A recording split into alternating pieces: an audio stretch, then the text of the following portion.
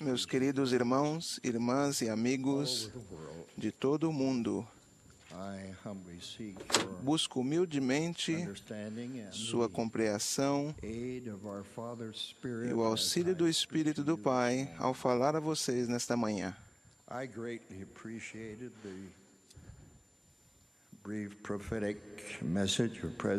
Lembrei-me recentemente de uma reunião.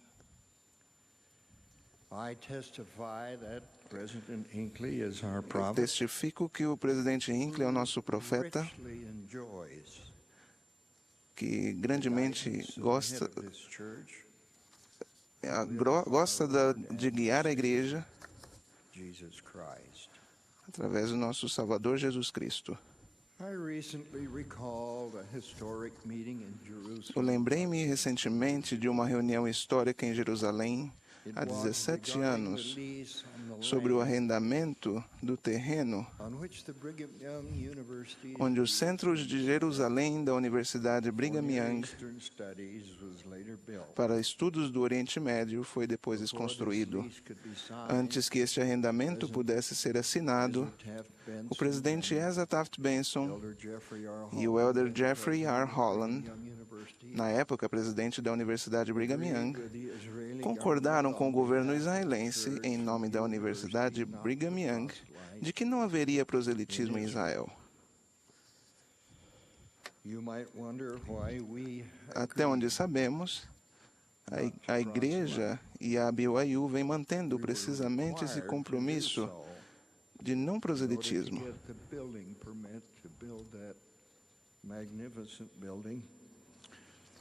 Which stands in the historic city of Jerusalem. To our knowledge, the church and BYU, tanto quanto sabemos, a igreja e a BYU vêm mantendo precisamente esse compromisso de não proselitismo. Depois que o arrendamento foi assinado, um dos nossos amigos israelitas comentou com perspicácia: nós sabemos que vocês não vão fazer proselitismo, mas o que farão a respeito da luz que existe nos olhos deles?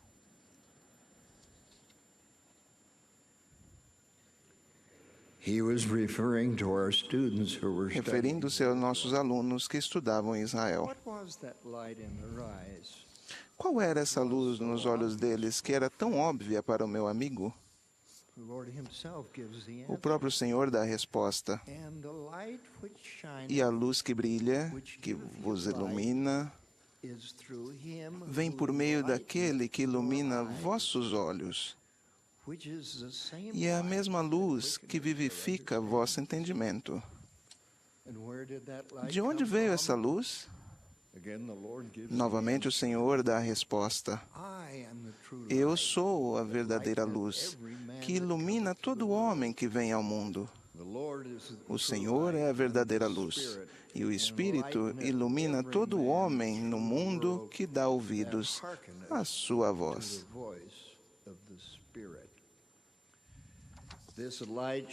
Esta luz existe tanto em nosso semblante quanto em nosso olhar. Paul Harvey, um famoso comentarista, visitou o campus de uma escola da igreja há alguns anos. Depois ele observou: cada rosto jovem reflete um tipo de convicção sublime. Nos dias de hoje, tantos olhos jovens ficam velhos prematuramente devido a incontáveis concessões da consciência. Mas aqueles jovens têm um início invejável que deriva da disciplina, dedicação e consagração. Aqueles que se arrependem recebem o Espírito de Cristo e são batizados nesta igreja para a remissão de seus pecados. Mãos são colocadas sobre sua cabeça e, por intermédio do sacerdócio de Deus, eles recebem o Espírito Santo. É o dom concedido por Deus a todos que o procuram diligentemente. Conforme o Elder Parley P. Pratt o caracterizou, o dom do Espírito Santo é, como era antes, alegria para o coração e luz para os olhos. O Espírito Santo é aquele Consolador prometido pelo Salvador antes de ser crucificado. O Espírito Santo dá aos santos dignos tanto orientação quanto proteção espiritual. Ele aumenta o nosso conhecimento e a nossa compreensão de todas as coisas. Isso é de imenso valor em uma época em que a cegueira espiritual está crescendo. O secularismo está se expandindo em grande parte do mundo hoje. Ele é definido como sendo indiferença, rejeição ou exclusão da religião e das reflexões religiosas. O secularismo não aceita muitas coisas como princípios imutáveis. Seus principais objetivos são o prazer e o interesse pessoal. Com frequência, os que seguem o secularismo aparentam algo diferente. Como Isaías observou, a aparência de seu rosto testifica contra ele. Ainda assim, com todo o secularismo no mundo, há pessoas famintas e com desejo ardente pelas coisas do Espírito e de ouvir a palavra do Senhor. Como Amós profetizou, eis que vêm dias, diz o Senhor Deus, em que enviarei fome sobre a terra, não fome de pão, nem sede de água, mas de ouvir as palavras do Senhor. E irão errantes de um mar até outro mar, e do norte até o oriente. Correrão por toda parte, buscando a palavra do Senhor, mas não a acharão. Onde podemos ouvir as palavras do Senhor? Podemos ouvi-las de nosso profeta, o presidente Gordon B. Hinckley, da primeira presidência, do Quórum dos 12 Apóstolos e de outras autoridades gerais. Podemos também ouvi-las dos presidentes de estaca e bispos. Os missionários podem ouvi-las do presidente de missão. Podemos lê-las nas Escrituras. Podemos também ouvir a doce e mansa voz que vem por intermédio do Espírito Santo.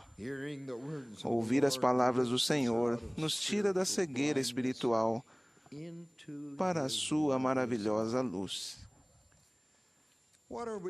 O que estamos fazendo para manter a luz brilhando em nossos próprios olhos e semblantes? Grande parte dessa luz vem de nossa disciplina, dedicação e consagração.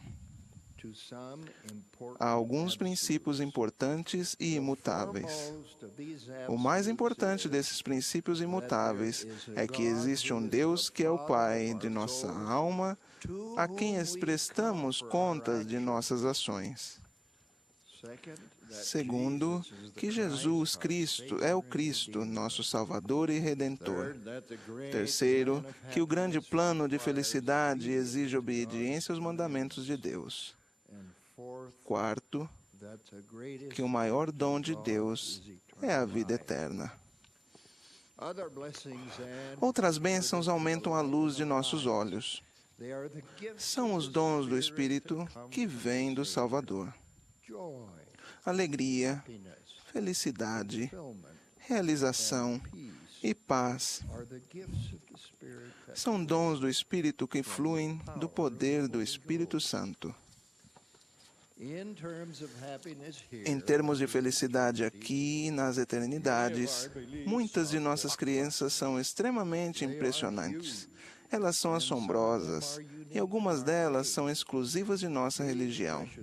Essas crenças preciosas acham-se fundamentadas em nossa fidelidade e incluem o seguinte, não necessariamente em ordem de importância. Primeiro, Deus e seu Filho são personagens glorificados. Deus, o Pai, é o nosso Criador vivo, e seu Filho Jesus Cristo é nosso Salvador e Redentor. Fomos criados à imagem de Deus. Sabemos disso porque Joseph Smith os viu. Eles conversaram com ele e este conversou com eles. Segundo, as bênçãos do templo que selam o marido e a mulher não apenas para esta vida, mas para a eternidade. Os filhos e a posteridade podem ser ligados por meio desse selamento. Terceiro, todo membro do sexo masculino da igreja pode possuir e exercer o sacerdócio de Deus.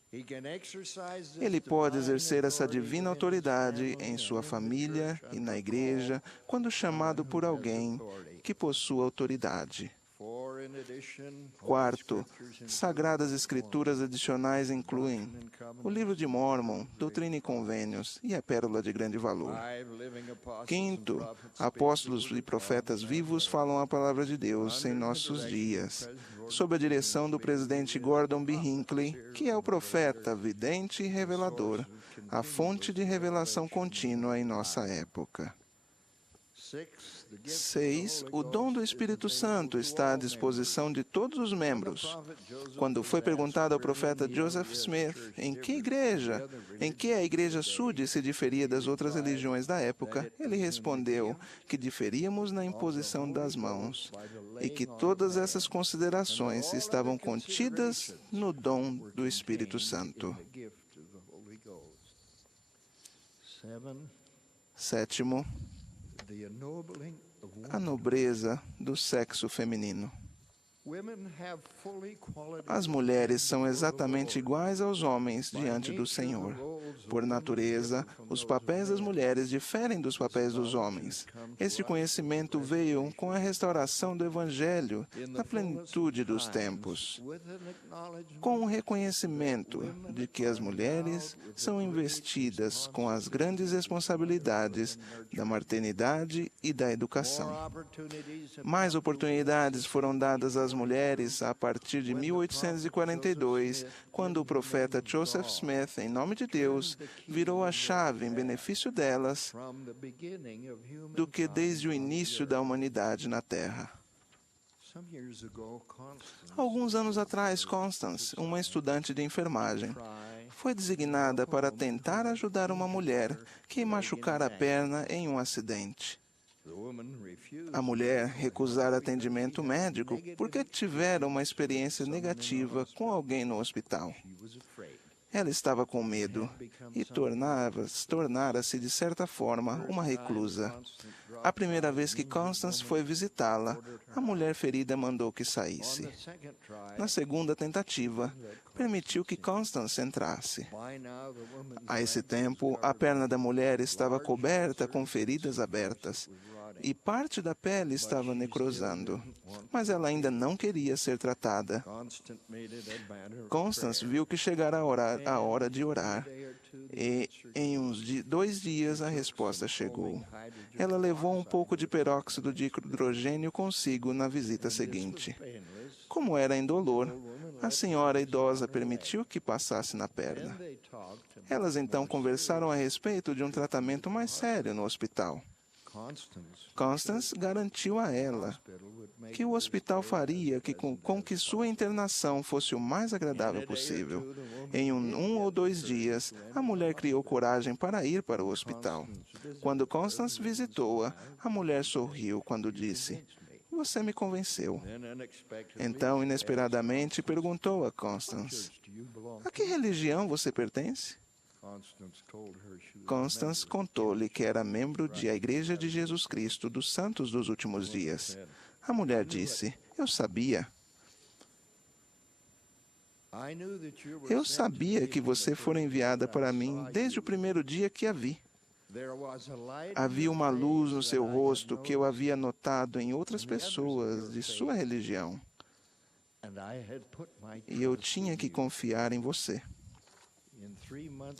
3 meses depois, aquela perna infeccionada estava completamente curada. Os membros da ala onde a velha senhora morava reformaram-lhe a casa e arrumaram o jardim. Os missionários reuniram-se com ela e ela foi batizada logo em seguida. Tudo isso porque ela percebera luz no rosto daquela estudante de enfermagem.